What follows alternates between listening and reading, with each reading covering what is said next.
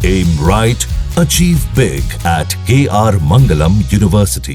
कहा जाता है कि बिहार की राजनीति में सीमांचल एक ऐसा इलाका है जिसे हमेशा से किंग मेकर की भूमिका में देखा गया। अब प्रशांत किशोर की एंट्री हो रही है और इसके बाद सियासी हवा थोड़ी बदली है। बिहार बदलाव अभियान के तहत प्रशांत किशोर की पार्टी जनसुराज सीमांचल के गांव-गांव तक जाने की प्रयास में है। प्रशांत किशोर खुद कटिहार में हैं। शाम 4 बजे को एक जनसभा भी वहां पर करेंगे। और आपको बता दें, सीमांचल के 4 जिले किशनगंज, कटिहार, पूर्णिया, अररिया, यहाँ कुल मिला के 24 विधानसभा सीटें हैं। और यहाँ चुनावी हार जीत का फैसला सिर्फ विकास के वादों से नहीं होता, बल्कि हवा जातीय और खास तौर पर धार्मिक समीकरणों के साथ भी बहती है। और उनका इस बार मुसलमानों से कहना यह है कि तुमने हर किसी के पीछे चल के देख लिया, अब इस बार हमारा साथ दे दो। हमको आपसे वोट मांगने की जरूरत नहीं है। आप चाहे जितना विरोध कर लो, अपने आप की बात को रोकने की कोशिश कर लो, आपको चलना, आपकी आने वाली पीढ़ियों को चलना जनसुराज में ही है। ये मेरा अहंकार नहीं है, इसलिए कि जीतेगा जनसुराज ही। क्यों जीतेगा जनसुराज? क्योंकि इस्लाम में ही तो बताया गया कि ईमानदारी से किया गया जद्दोजहद कभी बेकार नहीं जा सकता। और 3 बरस से जितनी ईमानदारी से जनसुराज के लोगों ने, हमने पसीना बहाया है, वो बिहार में किसी ने नहीं बहाया है।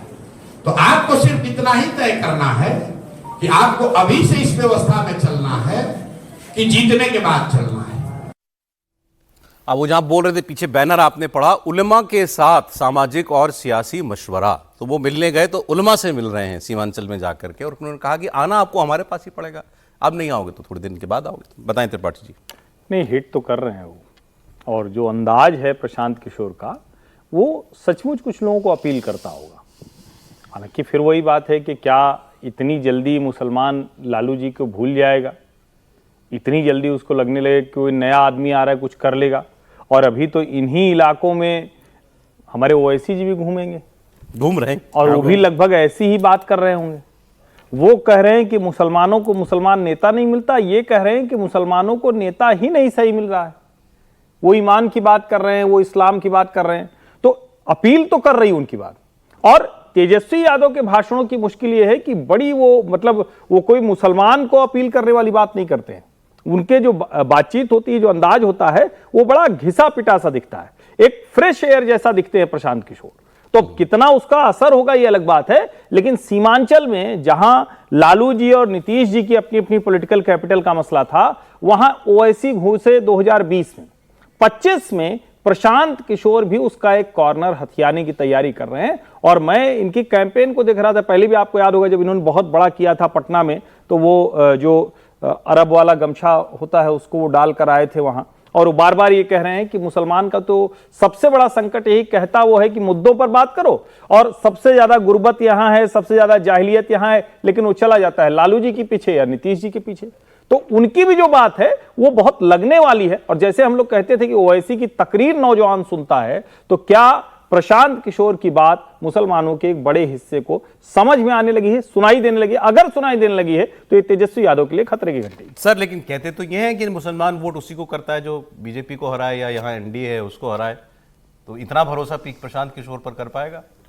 देखिए, मुझे लगता है कि निश्चित रूप से प्रशांत किशोर बहुत बेहतर जनसुराज के रूप में जिस तरीके से काम कर रहे हैं, लगातार गांव-गांव का वो दौरा कर रहे हैं, कोई बहुत बड़ी रैलियां नहीं कर रहे हैं, गांव-गांव में उनकी जो टीम बैठ के कर रही है, तो उनको पता है। प्रशांत किशोर मजे हुए रणनीतिकार रहे हैं, ठीक है, राजनीति नहीं की है, लेकिन राजनीति को बहुत बेहतर समझते हैं। और बिहार से आने वाले नेता रहे, नीतीश कुमार के पार्टी में उपाध्यक्ष रहे, नीतीश कुमार के साथ लंबे समय राजनीति में रहे। वो बिहार की राजनीति को बहुत बेहतर, वो देश की राजनीति को समझते हैं, लेकिन बिहार की राजनीति को बहुत बेहतर समझते हैं।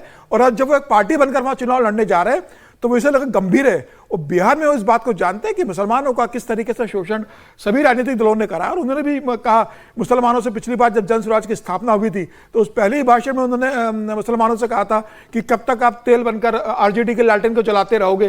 तो मुझे लग रहा है कि उनका संदेश बहुत साफ है कि आरजेडी का जो बड़ा वोट बैंक, वो जानते हैं कि यादव का बड़ा वोट बैंक उनसे टूटेगा नहीं।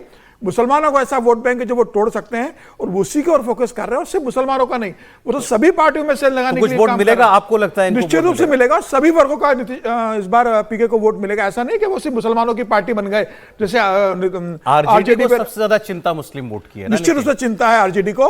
आरजेडी को यह भी चिंता है इस बात की, अगर जिस तरीके से लगातार वो हमलावर है, अभी तो उन्होंने परसों बोल दिया कि भाई तेजस्वी चाहे तो कोई भी ट्यूशन क्लास लगा ले और मैट्रिक पास होकर दिखा दे, मैं राजनीति छोड़ दूंगा। तो वो लगातार जो जिस तरीके से तेजस्वी के शिक्षण के उसके ऊपर हमला कर रहे हैं, लालू प्रसाद यादव के ऊपर वो हमला कर रहे हैं, मुझे लग रहा है कि तेजस्वी यादव एक विकल्प के रूप में धीरे धीरे अपनी जगह बना रहे हैं। अब उन्हें कितना जन समर्थन मिलता है ये देखने वाली बात होगी, लेकिन उनका जमीनी आधार बहुत स्ट्रांग होते जा रहा है और उन्हें पूरी तरीके से खारिज नहीं किया जा सकता। समाज किससे का हर तुलना वर्ग- करें आप राजनीति में, आज भारत की राजनीति में किसी नेता या किसी पार्टी से तुलना करना चाहें तो प्रशांत किशोर की अप्रोच की किससे तुलना की जा सकती है? केजरीवाल से?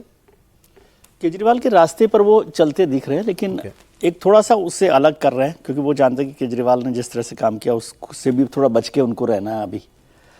लेकिन एक तो समझिए, हिंदुस्तान की राजनीति का यदि इतिहास देखें पीछे आज़ादी के बाद से, तो मुसलमानों का कभी भी कोई मुस्लिम लीडर नहीं रहा मोटे तौर पे। मुसलमानों ने मुस्लिम लीडर को स्वीकार नहीं किया, एक तरह से यूँ समझ लीजिए, या कोई बड़ा नेता नहीं बन पाया, एक फैक्ट बात है। लेकिन पांडे जी जो हैं वो सीमांचल में आपने भी खेल कर दिया किस तरह से, नहीं इसमें क्या है, हाँ नहीं ठीक है, आपत्ति है उनको, प्रशांत जी को या उनको आपको? तो है, उनको ही है। अच्छा, तो मुझे पांडे क्यों तो वो नहीं? है ही ना। तो सीमांचल में मुसलमान जो है वो असदुद्दीन ओवैसी के लिए, तो आप कहते हैं कि वो मुसलमान वोट नहीं करेगा असदुद्दीन ओवैसी को, क्योंकि वो बीजेपी को हराना चाहता है। पांडे जी को जरूर कर देगा, उससे बीजेपी हार जाएगी। यही मैंने और मैं पूछा तो ये उनसे। समझ रहा हूं कि मुझे अभी तक ये नहीं समझ आया पूरा पांडे जी का अभियान से कि ये पहले नेता हैं जो सरकार के खिलाफ के बजाय जो अपोजिशन में बैठा हुआ है उसके खिलाफ पूरा कैंपेन कर रहे हैं। तो उनकी लड़ाई, क्या वो समझते हैं कि नीतीश कुमार बोले नीतीश पे क्यों? बहुत कम, लेकिन वो तेजस्वी जिन्होंने पर ही ये हमला बोला, कर वो रहे हैं। मंत्री का नाम नहीं बता सकते, तेजस्वी नीतीश कुमार वो ठीक है, मुख्यमंत्री वो नहीं कभी कभी बनेंगे। बोलते हैं, लेकिन तेजस्वी पर उनका कैंपेन है पूरा का पूरा, और उसी कास्ट कॉम्बिनेशन को वो लगातार मतलब एक्सरसाइज कर रहे हैं कि कैसे किया जाएगा। तो प्रशांत जी को अभी पहले इनका फोकस भी यादव और मुसलमान है। यादव मुसलमान जब जा ही रहे हैं सीमांचल में, तो वहां पर फोकस तो मुसलमान पर है ही ना, और उलेमाज के साथ बात कर रहे हैं, इसका मतलब ही है कि बहुत पिन पॉइंट तरीके से उस पर बात करना चाहते हैं। लेकिन यदि सीमांचल का मुसलमान ओवैसी को वोट नहीं देगा तो पांडे जी को वोट देगा, इस पर मुझे हैरानी है। नहीं सर, एक लाइन जोड़ दूं मैं, ओवैसी को एक तो लाइन वोट जोड़ दे दूं। दिया 5 विधायक जिताकर, ऐसा तो है नहीं कि नहीं दिया, लालू जी के रहते दे दिया, तो प्रशांत किशोर को क्यों नहीं देगा, ये भी बड़ा सवाल है। और जिस तरह से वो उलेमाओं के साथ जाकर क्योंकि मिल वो रहे हैं, ताकत के तौर पे मुझे नहीं लगता कि बीजेपी को नहीं। एक फर्क है ना, मतलब ओवैसी की यात्रा लंबी है इनसे बहुत। लेकिन इसके आगे की बात है ना, अगर कोई व्यक्ति मुसलमानों के बीच में जाकर इस तरह की राजनीति कर रहा है तो मुसलमान नहीं देगा वोट, इसका मतलब मुसलमान को आप कम्युनल कह रहे हैं। इसका मतलब आप यही कह रहे हैं ना कि उसका खांचा तय है। यही जब बात होती है तो कहते हैं नहीं नहीं वो तो इस तरह से वोट नहीं करता है, तब तो कहते हैं कि मुसलमान अलग अलग जगह अलग वोट करता है। ये दोनों चीज तो नहीं चल सकती है ना। नहीं, बात साफ है, मुसलमानों को जब कब समझ में आएगा, मुसलमान जो है बीजेपी के खिलाफ वोट करता है, इसमें कोई छुपी हुई बात ही नहीं है। तो नहीं, ओपन सीक्रेट है। नहीं, छिपी तो हुई- ओपन सीक्रेट में जो पांडे जी हैं वो बीजेपी को हराने की स्थिति में आज नहीं दिखते। क्या होगा क्या नहीं होगा अलग मुद्दा है। तो यदि उनको हराना ही है तो ओवैसी और स्वराज में से कौन हरा सकता है बीजेपी को? हराने की स्थिति में तो कोई नहीं दिखेगा ना। अगर उस हराने की स्थिति देखेंगे तो सीमांचल में क्या ओवैसी दिख रहे थे? क्या नहीं दिख रहे थे, लेकिन दे दिया ना 5। प्रशांत किशोर सर अगर पूरी तरीके से मुसलमानों पर निर्भर होते वोटर पे, तो अपना प्रदेश अध्यक्ष किसी मुसलमान को बनाते, वो दलित को नहीं बनाते। वो चुनाव को देख के मुसलमानों को अपना अध्यक्ष बना देते पार्टी का, कि जन स्वराज का अध्यक्ष मुसलमान बना रहा हूं। उन्होंने दलित को बनाया, किसी मुसलमान को नहीं बनाया। तो उनका फोकस सिर्फ मुसलमान वोट बैंक नहीं है, वो दलितों को भी फोकस कर रहे हैं, वो मुसलमानों की भी कर रहे हैं, वो पढ़े लिखे तबकों को भी कर रहे हैं, वो किसानों की भी कर रहे हैं, वो महिलाओं को भी कर रहे हैं। उनका फोकस सबकी तरफ है। वो बेहतर शिक्षा की भी बात कर रहे हो, कह रहे कि इस बार अपने बच्चों के अच्छे बेहतर एजुकेशन के लिए आप वोट करो, जाति के नाम पर आप हमेशा वोट करते रहो। तो प्रशांत किशोर ने अपने दरवाजे सबके लिए खोल के रखे, सिर्फ मुसलमानों के लिए नहीं, उन्होंने हर वर्ग के लिए अपना दरवाजा खोला है और सबको लाने की कोशिश कर रहे हैं। कौन सा वर्ग उनको स्वीकार करता है ये चुनाव परिणाम के बाद क्लियर होगा।